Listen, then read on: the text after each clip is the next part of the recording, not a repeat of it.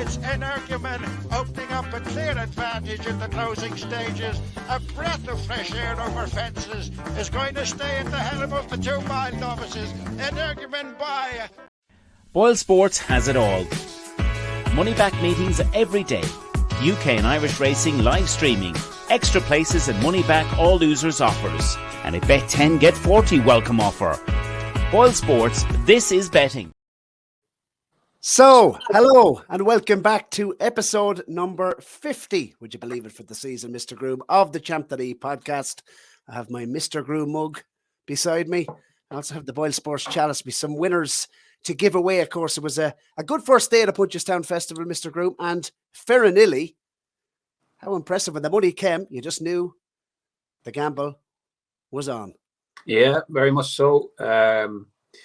Yeah, nice to give him a mention on our first podcast. I'm not saying I was raving about it or anything like that. It was only a small bet for me, but fair play to McMullins. What campaigning again for this horse to have only won his bumper and maiden hurdle like in the same vicinity. Is just tearing up the rule book. So again, him and Paul Byrne just making up their own rules, and it's great to see. So good start to the day, good racing, and hopefully we'll kick on with a few more winners on the Half Century podcast. Aggressive campaigning, to say the least, and congratulations to Connections for that victory. 8 races up on screen. Do get your selections in for day number 3. Of course, 3 winners or more to qualify for the draw course, the Boylesports Chalice. I have 2 names in the hat for this episode, Mr. Groome, and the 2 names are Craig Mansell and 09 Mag CK. So let's get on with it. Let's pick out a winner for a €20 free bet with our sponsors, Boylesports. And the winner, just so you can see, is 09 Mag CK. So do get in touch, champ.ie at gmail.com, and we will get your account credited courtesy of our sponsors, Boylesports. Let's get on with it. 8 races up on screen. Get your selections in down below. Make sure to subscribe to the channel, of course, if you haven't already. Smash the old like button. And, of course, as well, let us know what your main fancies are for day 3 of the Punchestown Festival, Ronan. The first race, 25 runners, handicap hurdle, and all the top yards here represented, and multiple handicap debutants. Pick this one apart. Yeah, not exactly an easy way to start today, as usual, it seems, with Punchestown. But I have no prices here yet, so I'm just going to mention 2, Basil. One that I think will be towards the top of the market, and one that I think might be a bit of a price. The first one is, as luck would have it, he should be towards the top of the market. He absolutely bolted up at Tremor for Henry de Bromhead. Second start for Henry de Bromhead. Was previously with WillieMullins. And he just scrapes in here. 1, 2, 3 is the top rating you can be in this race. He just scrapes in. He could be just outclassed these completely. He could be much better than 123. Beat a horse there called Smooth Player, who looks all right as well. Beat him well, like 16 lengths. So he, I think, would be close to favourite. But the one I think is quite interesting and could be a bit of a price is Eddie and Patrick Harty's Clonshire River. Now, he's got quite smart form in a couple of maiden hurdles to start off with. He was 4 to Nucky Johnson over this course back in November, and then he went on and finished 3rd to Dark Raven up at Leopardstown. Like, that's really, really strong maiden hurdle form. Now, albeit he was well held, but he had some nice horses in behind him. You have to excuse his latest run at Down Royal. A bit of a no-show there, but he's been left off since, and I think they've saw his mark and thought, yeah, maybe this race could be one for him. They stuck the tongue tie on. Ricky Doyle is booked again, and I just think 116 could underestimate him, especially on those earlier 2 efforts in maiden hurdles at Punchestown and Leopardstown. 2 good maiden hurdles, and if he can run to that sort of standard again, I think he is potentially well handicapped of 116 and might have been laid out for this. Just a very quick mention for the ground. Obviously, listening to this morning on Punchestown's Twitter page, just an update in relation to the ground. It's gone yielding, and we're not forecast very much rain over the next day or so. So it keeps changing, the weather forecast, but taking that the ground is drying out at Punchestown, there's one horse I did want to give a mention to here, and it's Fascinating Shadow. Now, we had Shark Hanlon on our very first episode of the season on the podcast, and this was the dark horse he mentioned to keep an eye on. And I suspect going handicap, and obviously he's a handicap debutant here. Jody McGarvey won his maiden hurdle on board down at Cork on good to yielding ground. So if it did turn good to yielding ground, I'd have it off his official rating of 116 at what he's sure to be a double figure price. I thought Fascinating Shadow has only had 2 runs over hurdles this season. Look, there's plenty you could make case for. 2 Richie runners in here, both going into handicaps for WillieMullins. We saw yesterday with Bialystock, could be absolutely anything. But he was just one that I wanted to mention, and wouldn't be a massive fancy for me, but I do think at a double figure price, maybe each way, it might be worth considering Fascinating Shadow in that opening race at Punchestown. Moving on to the 4:15 handicap chase time grade B contest. Obviously, Dino Blue, she was very, very impressive at Fairyhouse. She's gone up £7 for the victory. She ran a big race, of course, in the Grand Annual as well, and made a mistake at a crucial time. Douglas Talkin, he's a real improver. Lucinda Russell and Derek Fox coming over.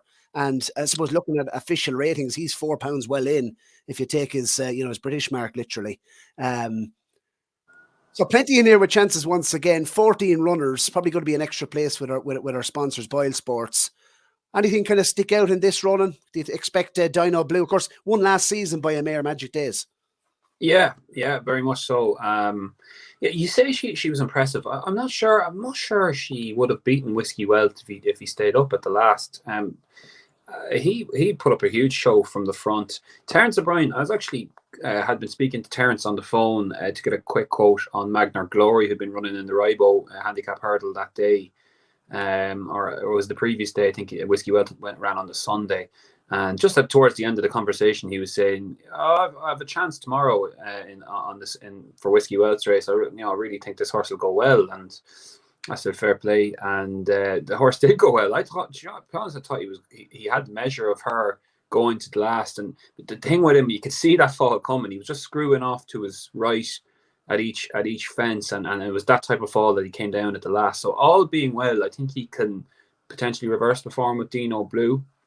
But I do like one at a bigger price. The Folks Tiara for Henry de Bromhead, Rachel Blackmore. Only the 3 starts, this 7-year-old, and second to last time out to Final Orders at Leopardstown over Christmas. That was a big run. Final Orders obviously gone on to win again at the Dublin Racing Festival, so he's meeting a well-handicapped runner there. And again, another one, like the first race, they might have just banked on the mark and said, let's go to Punchestown, go for this race, the 2 miles. And aim for that off a mark of 124. I think he could be well handicapped against the likes of Dino Blue, who's top in the market there probably, but up to a mark of 147 now. And as I said, thought she might have just been a bit lucky last time to turn the form to beat Whiskey Wealth after he fell at the last. So the Folks Tiara for me, yeah. Yeah, certainly want to be well handicapped. It is out of the handicap right down the bottom. Of course, Rachel Blackmore, but Connections did win the race last season. The Folks Tiara for Ronan. I'm going to side with one here, and I'm going to take a little bit of a flyer on this horse, and he is a double figure price at the moment. And I thought it's worth chancing at a double figure price. You can get 10-1 about Hollow Games in the race. Now, he's had wind surgery in January. Obviously, looking at his official rating of 142. Hollow Games is only £2 higher over fences than his hurdles mark. So I think there's definitely scope. Obviously came from the point-to-point scene. I don't think Connections expected him to be quite as effective over 2 miles over fences at the start of the season. And the way he won on yielding ground, the ground is drying out. His form on yielding ground, obviously at Navan from his beginner's chase. And I thought that was quite a deep beginner's chase. He had, obviously a Colonel Mustard in there, who was tackling fences for the first time. Limerick Lace has come out and won plenty of times since. I thought it was a pretty deep beginners. And, his 2 starts since over fences have obviously been in great company. He was pulled up in the Arkle when last seen. But I just think off 142, he's back down in class here. Danny Gilligan takes £7 off. I thought he could be potentially well treated. Look, most of his wins are on undulating tracks and going right-handed as well. So I think that's going to suit. And the race could be run to suit as well. So, yeah, Hollow Games, second run back after a wind up. And, he is a course winner as well. So I quite like him at a double figure price in here, I must say, Ronan. Download the Boylesports app and receive generous offers for new and existing customers. Boylesports, this is betting. Right, Mr. Groome, we're on to race number 3 on the card. Cross-country chase over 4 miles and 2 furlongs. De La Touche. Remember Uncle Junior all those years ago? Have you got a You got an old veteran for us tucked away here? No, I'm afraid not. No, not a race I've spent any time on looking at. As I said, a good watch. Will be long and eventful, I'm sure, but not a betting medium for me, I have to say. Right, Mr. Groome, race 4 on the Punchestown Day 3 card, and we're going to move on to the first of the Grade 1s. This for the stayers, and this division never ceased to amaze me, Mr. Groome. Yeah, it's tricky as always. I guess question marks here and there. You have Monkfish and Asterion Falange coming in to further muddy the puddle as it was. But like, I was going to start with Teahupoo, Basil, but why shouldn't we not start with Sire de Burley, who's going for a famous hat-trick here, wins at Cheltenham, Aintree and Punchestown. And, you know, running to the best standard he has been at the age of 11, it's pretty remarkable stuff. You know, I was just looking at his record. He's never really put back-to-back. He has never put back-to-back wins together during a season. He has obviously won towards the end of the season and then first time out next season. So in the form of his life at the age of 11, doing it in Grade 1s, and I think he's a little bit overpriced here at 7-1 personally. If you know, he's just running on form here now, and Gordon obviously has him in great health, and just, I think he's a law to himself, Sire de Burley, as Gordon always says, and that's it with him. If he's a bit streaky, you know, you strike while the iron is hot, and so I'm no surprise to see him rolled out here again. And if he does run to his usual standard, he could be hard to pass here, especially on the ground. You know, the Teahupoo has got to reverse the form with him, and obviously he has a bit more progressive and less miles on the clock, but he has to deal with the better ground here as well. So that has to be a question mark with him. Classical Dream going for a hat-trick in the race. Bit disappointing at Cheltenham, but probably better horse around Punchestown. He's priced up fairly, I think. Just a bit of a question mark. He's 9 now, and I think I have it in my head he's always been good fresh, but obviously he won here last year coming off the Cheltenham run as well. He will be thereabouts. And then you have Monkfish and Asterion Falange. So it's just hard to get a read on him. Monkfish could be anything, obviously.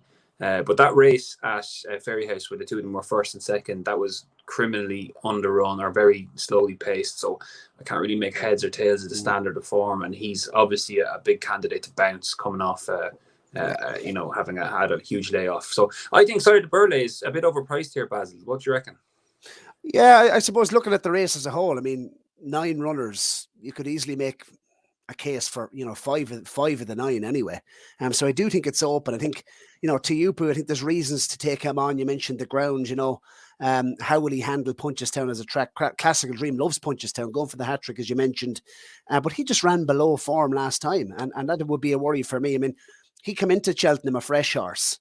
And obviously, I think you were kind of fancying him for Cheltenham, you know, prior when we spoke about it on the AntePost series, and going to Cheltenham fresh.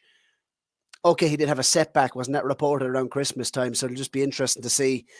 Maybe he will strip that little bit fitter, and maybe he will be better. But for me, I wouldn't be prepared to get involved with Classical Dream off the back of his run last time. Sire de Burley, pretty quick turnaround. I mean, you're left with the potential improvers in here, which, you know, you mentioned Asterion Falange. I mean, this horse is incredible because all last season, you know, he spent, you know, over the larger obstacles, was 7th in the Gold Cup. The Enigma, going left-handed, obviously, for most of his runs last season, wouldn't have suited. But, you know, if you look back, I suppose, prior to this season, if you look back at his last run over hurdles, I mean, he went off a short price for the Supreme Novices hurdles. So I think, you know, there is definitely an argument with Asterion Falange that he's still unexposed over hurdles. I mean, he wasn't a chaser at all, and he achieved, you know, a rating of 162. So he is going to have to come up on ratings to the others' levels, but he is stepping up in trip again.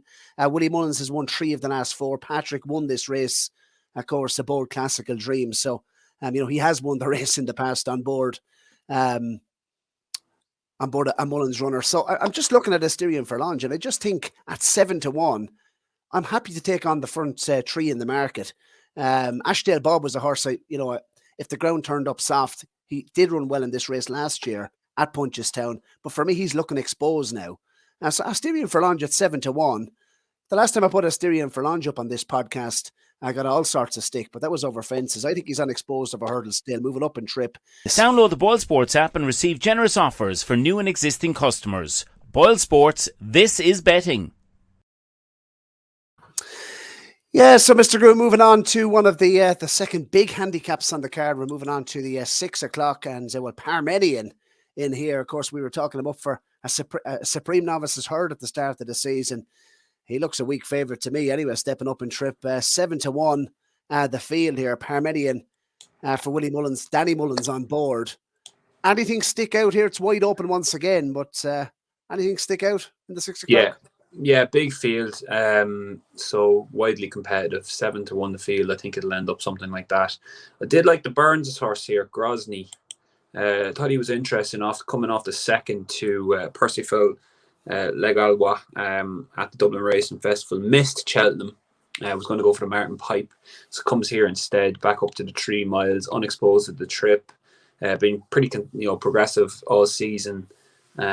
And just thought he stuck out off a mark of 125 to run another big race.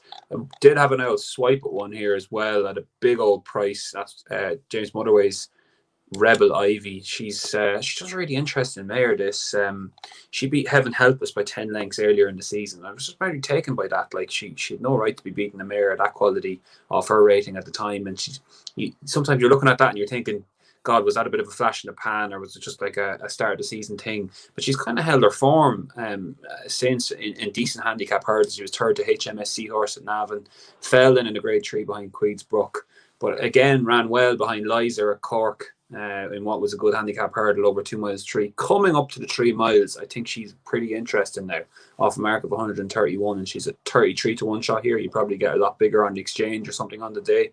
Backery Tray with decent terms in the race as well as an option. So thought she was pretty interesting as well. Yeah, you do like Rebel Lively. It's not the first time you've mentioned her on this podcast. One of the double figure price as well here. And look, this is wide open. It couldn't be a major fancy, but Verdun Place is a horse that's very much in form for Pat Foley. Now, he's only a 5-year-old. He's won twice over at Punchestown and once over the course and distance. And I'm just looking at him. He's a featherweight at 10 stone 4. Simon Torrens on board. Now, McManus only has 2 runners in the race, one being, of course, a Great View, who's bidden to win this race for the 3rd time. Dennis Cullen trained. Mark Walsh is on board him. But I just thought Verdun Place, he's in really good form. He was a beaten favourite last time at Fairyhouse, but returning to Punchestown, a course that he absolutely loves. He's only a 5-year-old. And looking at his improvement this season, I mean, he's improved 21 pounds in total. Back on good to yielding ground as well. I did think might potentially bring out more improvements in Verdun Place. I think he'd run a big race here. He's 16-1, and I see you smiling. Yeah, I was just smiling because I recalled I do like Verdun Place. I think he could run a big race again, so I wouldn't put you off him at all. But I was just smiling when I remembered how keen you were on Parmenion early in the season. Did you foresee him running in a 3-mile handicap hurdle at Punchestown? No, and I certainly wouldn't be interested in backing him either. And but just back on Verdun Place, I mean, look, he's obviously finished second. I think he's ran into one at Fairyhouse that might have been, potentially very well handicapped. And I suppose looking at the bare form, I mean, he's finished ahead of Seabank Bistro. One is 6-1 and he's 16-1. So, in a big field handicap, he likes the course. I think I could take a swing on him now. Verdun Place could run a big race off 10 stone 4, right down the bottom of the handicap. Race 6, Mr. Groome, is, of course, it's El Fabiola's to lose, really, isn't it? Yeah, not much more to say, really. El Fabiola had Dysart Dynamo's measure, on 2 occasions now. On 2 occasions, exactly. And even Punchestown is probably a decent front runner's track again, which should help Dysart Dynamo, but you just can't see. It's just too much to find with El Fabiola at this point, and it's kind of a disappointing field with just the 4 runners. He should win El Fabiola, and I'd be quaking my boots in the Energumene camp next year when he gets going over 2 miles, especially after his kind of last gasp win on Tuesday. So I think he could develop into a real top class 2-miler next year. I mentioned for Energumene, proper champion quality, wasn't it? Obviously, it didn't run anything near the form that we've seen at Cheltenham, but I absolutely loved the way he pulled out off the back of the last. He's going to be a year older next season. El Fabiola, for me, I'd love to see them step him up in trip. For me, he's not the most natural 2-miler, even the way he jumps over his fences. I think the class got him through very much so in the Arkle. He can be effective over 2 miles, clearly, but I just think we might see an even better horse if this were to step him up and trip. But I think he wins here. I can't see Dysart reversing form unless El Fabiola runs much below form and Dysart Dynamo improves. So that's the way I would be looking at that one, Mr. Groome. Moving on to the race number 7 on the card. It is a handicap chase for the mares. Now, nothing really majorly stuck out for me, but we were just talking off air. You're quite sweet on one here. Yeah, we're not priced up here, but I'm really keen on Secret She Keeps. So I'm really interested to see what they do price her up. I made her around a kind of 9 to 4 sort of shot. Just doing a tissue roughly myself last night. Just to explain the case, she was just beaten a nose by Am I Right earlier in the season in a beginners at Fairyhouse. Like, Am I Right is rated 142 now. I'm not saying he ran to 142 on the day, but he ran to a decent standard and has kept a good standard towards the end of the season. She went on then, Secret She Keeps, and ran well in a good handicap chase at Punchestown. She won her mares down at Turles beginners, and then she ran fourth to Farser de Lage over the 2 6.5 at Punchestown. That was against Geldings, quite a competitive handicap chase. She run there off 119. They sent her off 15 to 8, obviously thinking that she could be potentially well handicapped. So she was a tiny bit disappointed maybe if you were expecting her to win, but she still ran quite well. This to me looks weaker. This is mares. She's back against her own sex. And I think the price could hold up here because Rachel has chosen to ride Queen Jane. And Queen Jane has won her last 2. I can't argue with Rachel's decision there. Queen Jane's won her last 2 and she bolted up the last day. But bar those 2, I don't think there's much in here. The two who were first and second in the race last year, Lilith and Western Zara, like they should go well again. But that race fell apart last year. I remember back in Hurricane Georgie for that race, she fell, but a load of them fell and pulled up. I think only 4 or 5 finished, and this looks a bit a slight bit better. For all that I said, it's probably not as good as the race Secret She Keeps ran in earlier in the season. Like bar that, Broomfield Hall, I think it could run okay, but there's about 5 or 6 of them who are out their depth here. I think, even though it's a handicap, I think they have plenty to do against a few classy mares. And I just thought Secret She Keeps off a mark of 120 based on that form against Am I Right. I think she could be a 130 mare or close in and around that. I think she's well handicapped, and definitely looking forward to seeing how she gets priced up. Yeah, absolutely. Just moving on to, of course, the bumper, which Ballyburn, we mentioned him obviously for novice hurdles at spring festivals next season. This horse, he's likely to be short, Ronan. It is a good bumper, though. It is a very, very good bumper. I mean, I'm just looking, better days ahead. Obviously went to Cheltenham for Gordon Elliott, was fancy there. Chosen Witness ran the champion bumper. Loch Lynn is in here. Slade Steel, 2 course and distance winners. He was impressive at Punchestown. Ballyburn is going to take a bit of stopping here. What do you reckon? Yeah, like he obviously did a lot wrong first time out and still won. And as you say, Willie's got a few in there. Like this, a few of these could run in the champion bumper today. Look, even Henry's horse. Henry doesn't have money bumper to Slade Steel, course and distance winner as well. And Barry Connell thrown one in first time out, as punchy as usual. Barry Connell, Apples of Brazil, out of the new Buzz Siren Blue Brazil, who also good land is by as well. So Barry's sticking in Apples Brazil first time out as well. So interesting to see how he goes. His only entry of the entire week. And when we had Barry Connell on the podcast early in the season, we asked him for one dark horse to follow. And he didn't hesitate, Apples of Brazil. So interesting. He's the only horse that hasn't had a run. He's the only entry for Barry all week.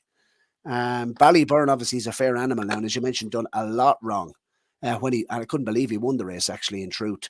And I would expect him to have the measure of pretty much everything else in the race. But we don't know what this Apples of Brazil is. And Barry, as aggressive as always, chucking him in at the deep end. Yeah, absolutely. So looking forward to seeing how we get on, and he could be a nice sort of, like, this is the time last year Marine National kind of came out. This time he kind of ran early during the summer, so interesting to see how he gets on with this 5-year-old. As I said, by the same sire as he has good land as well. So if he runs any sort of race at all, he'd definitely be a horse to follow. Absolutely. So I wouldn't be majorly strong on Ballyburn for betting purposes because we just don't know what Apples of Brazil is. And I suspect we'll see lots of blue barring across as when prices open up for this horse. But yeah, that's episode number 50 of the season, Mr. Groome. We've got 50 episodes in the bag. In terms of viewer selections up on screen, of course, all 8 races. Get your selections down below. Like the video. Make sure to subscribe if you haven't already. And it's about time we started coming on to the best bets for episode number 50, Mr. Groome.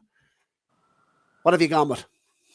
Yeah, look, it's the first day, like the first 2 days I found a bit tricky, but this day I feel like if I feel better about it, if you know what I mean. Every punter will probably be able to attest to that, where they feel a bit better about what they're liking and the horses. I think that there's a few prices there that I'm looking forward to. Definitely Secret She Keeps has been my very interested to see what she gets priced up. I think she'll be priced behind Queen Jane because Rachel's gone for her, but I'll definitely be interested. As I said, I priced her up around the 5-2 mark. So anything above that, significantly above that, I'll be having a good stab at that. The Folks Tiara, I think it could be underestimated as well, around 9-1. And Call Me Irene, and didn't just quick mention for him in that race. I think he's quite interesting. Go back and watch his run in the Grand Annual. He was bet out the park coming down the hill, and then ran on for 7th on his first run in 154 days. Better ground. Jordan Gainford on for Gordon Elliott. I think he could run well at 16-1. But my nap of the day is definitely going to be Secret She Keeps in the mare's race, 7-10.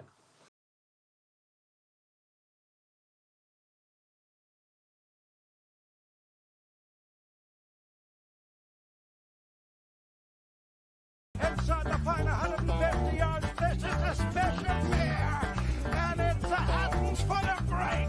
And it's Energumene opening up a clear advantage in the closing stages. A breath of fresh air over fences is going to stay at the helm of the 2 mile novices. Energumene by Boylesports has it all.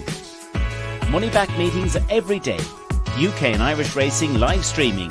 Extra places and money back all losers offers. And a bet 10 get 40 welcome offer. Boylesports, this is